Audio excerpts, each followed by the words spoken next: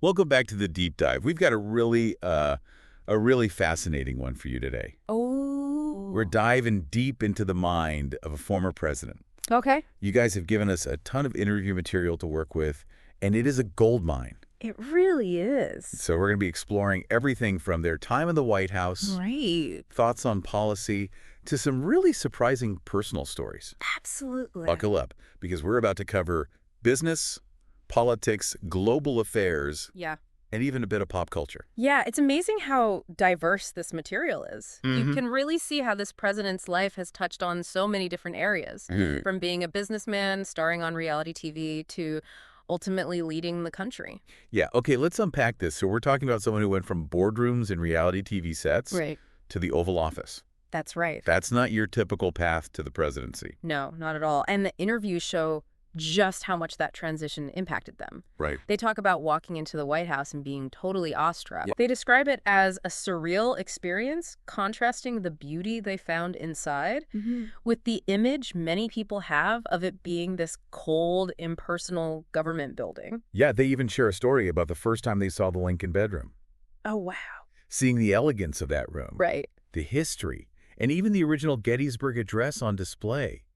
It really made an impression on them. Powerful. Like they suddenly realized they were following in the footsteps of these iconic figures. Absolutely. And you can sense the weight of the presidency sinking in for them, especially considering they had zero political experience before taking office. Yeah. They had to learn as they went, making thousands of appointments, relying heavily on advisors.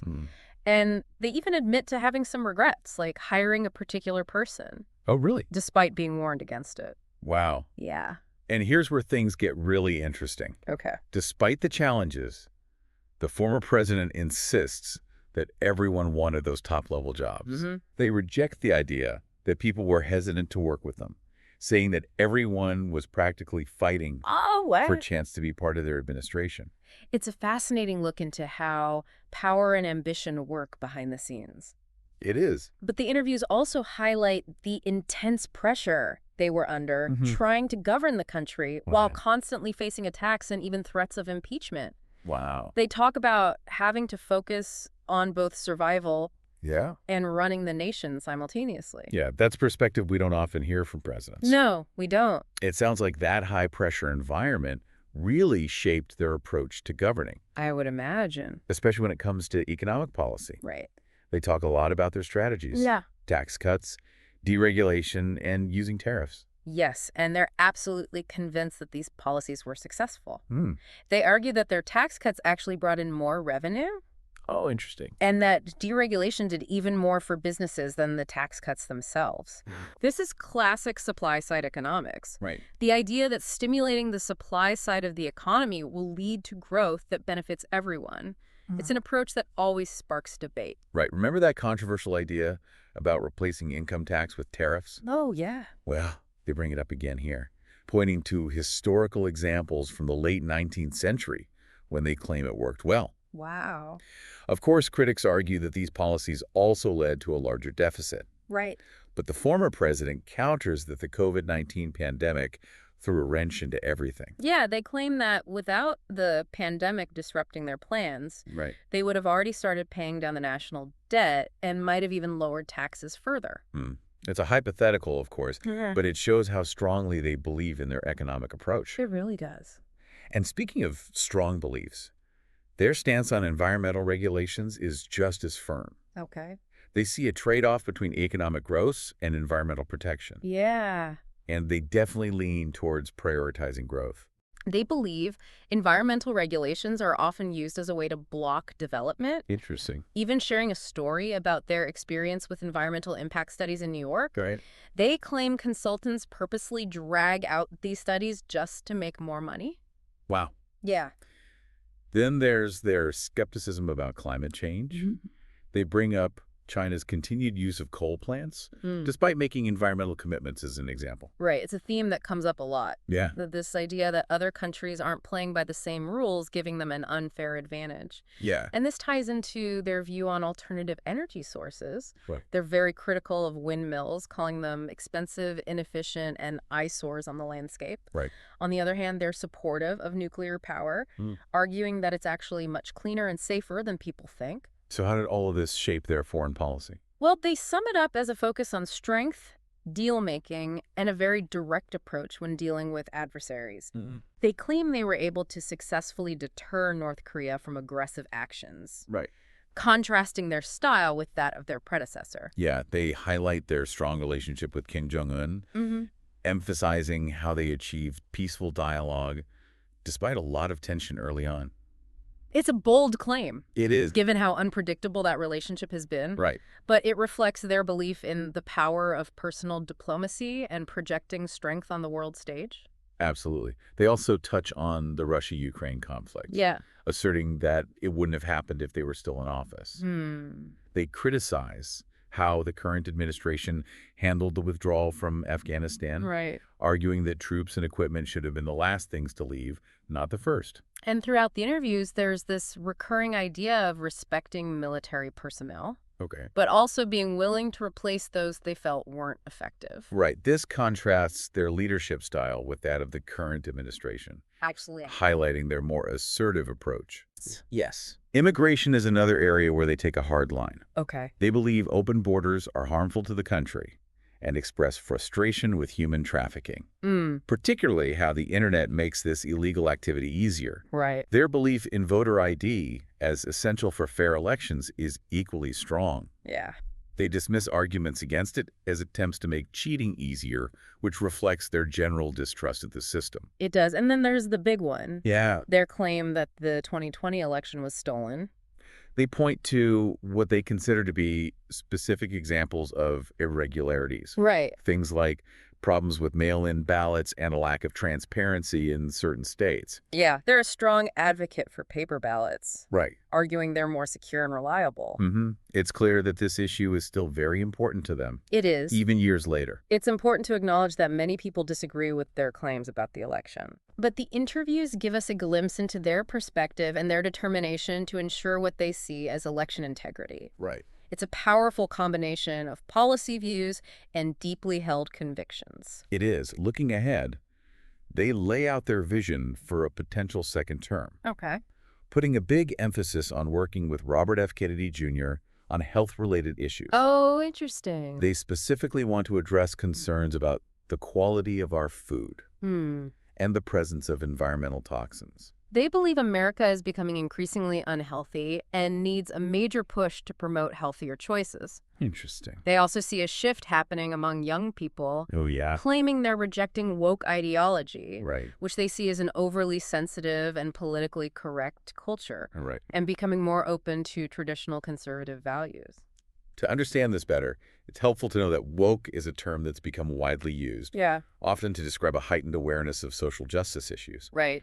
But it's also become a target of criticism from those who see it as excessive or divisive. Exactly. They're determined to restore what they see as America's strength on the world stage, Okay. reduce the threat of nuclear war, Mm-hmm. and protect American interests by strategically using tariffs and economic leverage. It's a vision that's consistent with their previous policies and priorities, Yeah, emphasizing a strong and assertive America. it is.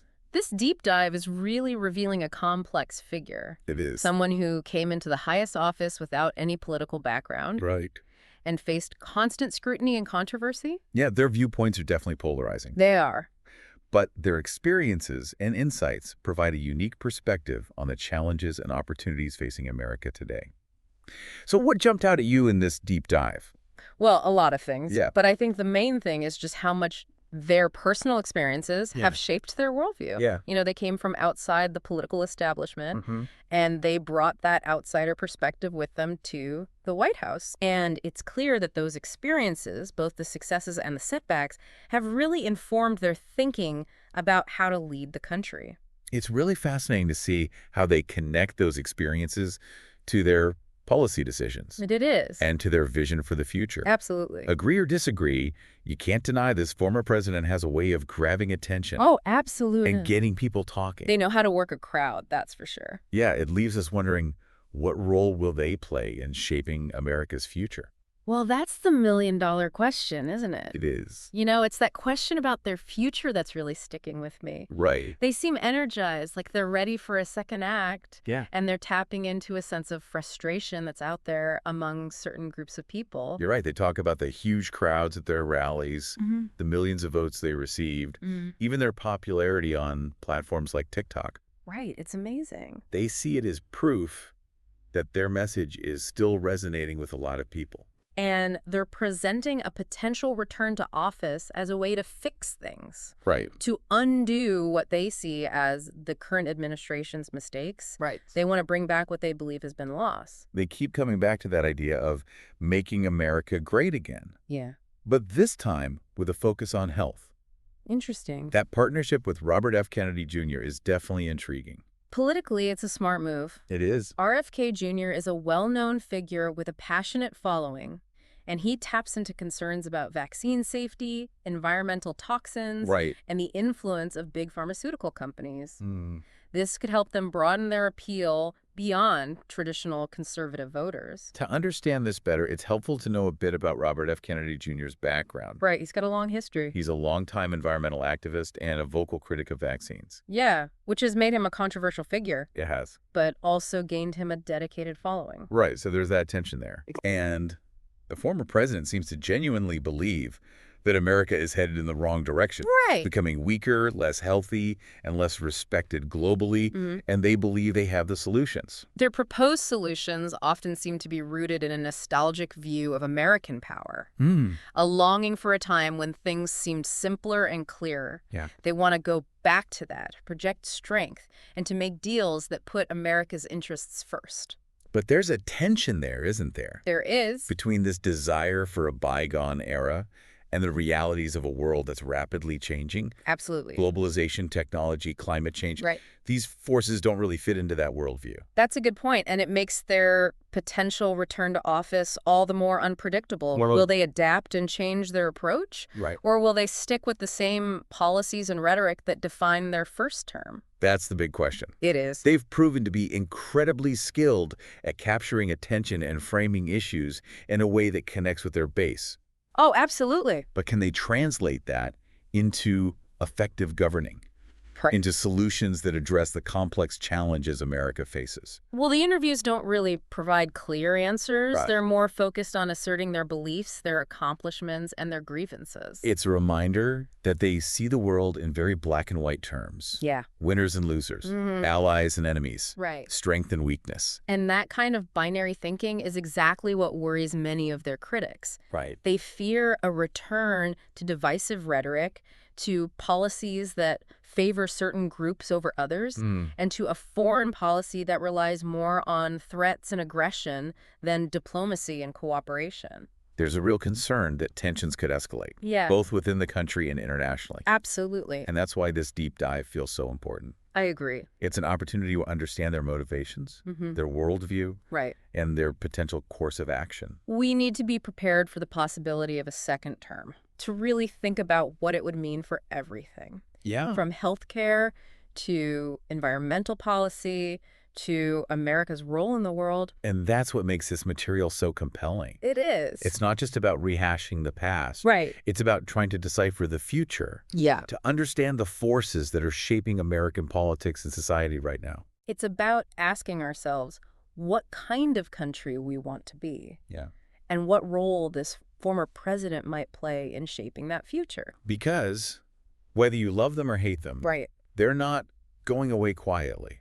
They're not. They still have a powerful voice and undeniable influence. For sure. And this deep dive has given us valuable insight into their thinking, their priorities, and their ambitions. Right. Now it's up to us to figure out what it all means. It's up to us to engage in these conversations, to consider different perspectives, and to make informed choices. Because the stakes are high, They are. And the future of America is hanging in the balance. As we process this information and weigh the different viewpoints, Right. it's crucial to remember that we're not just passive observers. Right. We have agency, we have a voice, Mhm. and it's our responsibility to use that voice to shape the future we want to see. This deep dive has given us knowledge, insights, Yeah, and a lot to think about. it has. Now it's time to absorb it, internalize it, Mm. and use it to guide our own actions and decisions. Because this isn't just about one person or one election. Right. It's about the very soul of America, Mm. the values we cherish, and the Mhm. kind of society we want to build for ourselves and for future generations. And that's exactly why we do these deep dives. Absolutely. To empower you, the Oh, right. listener, Yes, sir. to be informed, to be engaged, Mhm. and to be a part of the conversation. Because ultimately, the future is in our hands.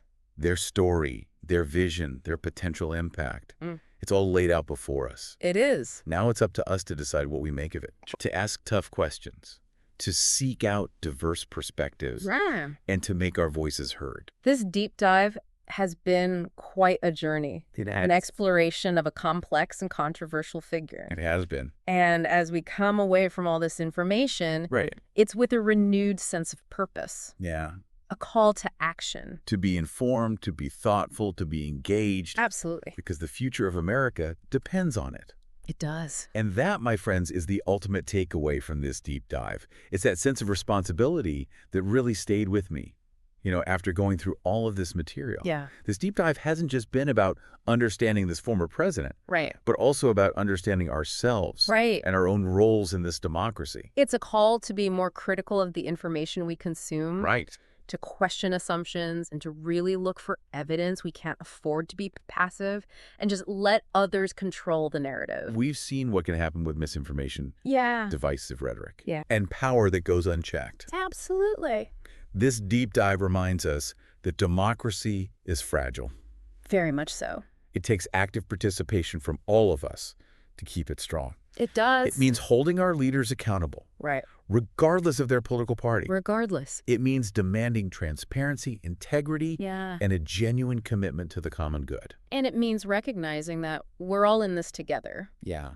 Our fates are intertwined, whether we agree on everything or not. Right. We have to find ways to bridge the divides, have tough conversations, and work towards a more just and equitable society. Because at the end of the day, that's what's really at stake here. It really is. It's not just about who wins the next election, Right. but about the kind of future we're building for ourselves and the generations that will come after us. Well, that's a great point.